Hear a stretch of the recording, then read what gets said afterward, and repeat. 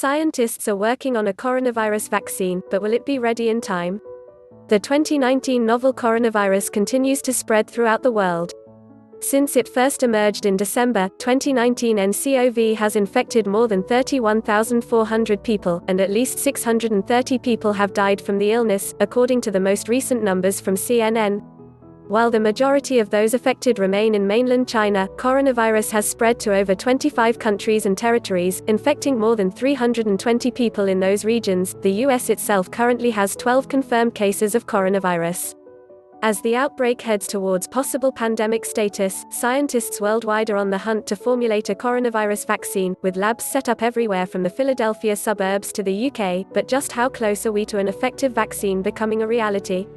Who's currently working on a coronavirus vaccine? Various biotech firms and scientists are currently formulating coronavirus vaccines, according to Reuters. Leading British scientist Robin Shattuck, head of mucosal infection and immunity at Imperial College London, will enter into the animal testing stage of one vaccine. And if proper funding is secured, he hopes to begin human studies over the summer, much faster than the average vaccine process. Conventional approaches usually take at least 2 to 3 years before you even get to the clinic, he told Sky News, as reported by Reuters. And we've gone from that sequence to generating a candidate in the laboratory in 14 days.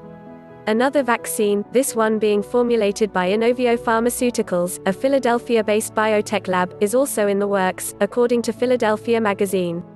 The lab is reportedly using a $9 million grant to test a unique immunotherapy approach, also on an accelerated development schedule, and will have one, hopefully faster than we have with outbreaks in the past. Maryland-based biotech firm Novavax, who reportedly developed an Ebola vaccine in just 30 days, is also in the race. Gregory Glenn, Novavax's president of research and development, explained to Washington, D.C. radio station WTOP that the company has the coronavirus gene, which is the blueprint for their vaccine. We're on the way, he revealed. I would just say 90 days from the sequence being identified to starting the clinic. That's the speed of light for vaccines.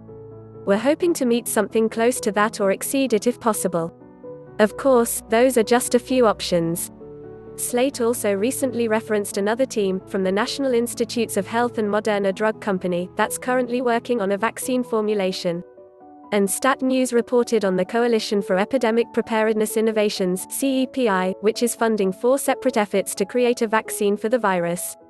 How close are we to an effective coronavirus vaccine, and will it be ready to combat this specific outbreak? In short, probably not. While many of these companies claim to be close to formulating a vaccine, even if it is developed within the next few months, it won't be soon enough to make a difference with the current outbreak. Jeremy Brown, MD, director of the Office of Emergency Care Research at the National Institutes of Health and author of Influenza: The 100-Year Hunt to Cure the Deadliest Disease in History, tells Health. There are many labs across the world with the ability to do the basic research that goes into the early development of a vaccine. However, the most challenging part is testing the vaccine on humans, he says. That generally takes a much longer time and costs a great deal more money. Testing in people is also the part that has higher stakes. Although we can learn a great deal about vaccines in the lab, it is only when they are tested on people that we can learn whether they are effective and, just as importantly, whether they are safe. And even when a vaccine is ready to be tested on people, that phase of development can also be limited by unpredictable factors, like a natural decline of the disease. Much depends on the background amount of disease at the time the vaccine is tested, says Dr. Brown. If there is a lot of disease around and the vaccine is very effective, then we are likely to quickly see a difference between the amount of disease in those who received the vaccine and those who did not. But, if the disease begins declining independent of the vaccine, it would be more difficult to detect the possible benefits. That's what happened when a new Ebola virus vaccine was tested in 2016, says Dr. Brown. Thanks to a tremendous public health campaign, the number of cases of Ebola rapidly declined and it was no longer possible to test the vaccine. It's also important to note that vaccines vary in degree of effectiveness. For example, the smallpox vaccine worked so well that we completely eradicated the disease from the planet, says Dr. Brown.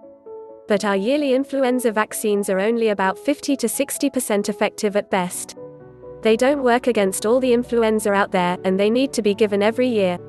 And at this point, there's no way to tell which category a possible coronavirus vaccine would fall under. While none of this is necessarily good news for the current coronavirus outbreak, the research sparked by 2019 nCoV may be extremely helpful for future similar outbreaks. But, at this moment, Dr. Brown says we can all do our part in ending the current coronavirus outbreak. It will be controlled by public health measures, and by each of us covering our noses when we sneeze, washing our hands, and staying away from others when we feel sick, he says. This is good advice for the flu, and it is good advice for coronavirus. Like, share, comment and click the notification bell. Sir Anton Channel.Info. Thanks for watching.